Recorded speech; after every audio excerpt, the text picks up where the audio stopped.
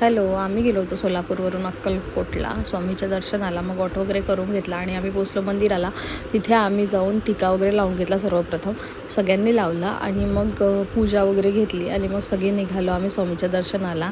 आणि इतकी ऊन होती ना तिथे, भरपूर ऊन होती, पण स्वामीच्या मंदिरात इतकं छान थंड वातावरण, मोकळं प्रसन्न, खूप छान वाटत होतं.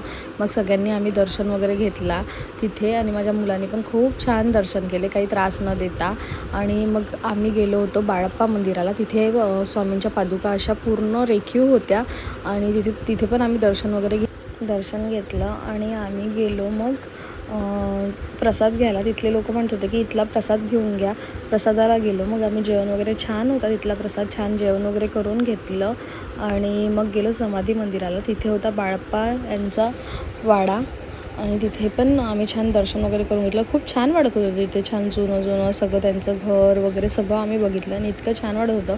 स्वामींची अशी मोठी फोटो वगैरे होती आणि खूप सुंदर वाटत होतं. मग गेलो खंडोबाचं वगैरे दर्शन करून घेतलं आणि मग राजाराम मंदिराला पण गेलो. तिथे पण छान शिवलिंग होतं आणि मग ऑटोत बसून आम्ही घरी आलो. चला तर बाय.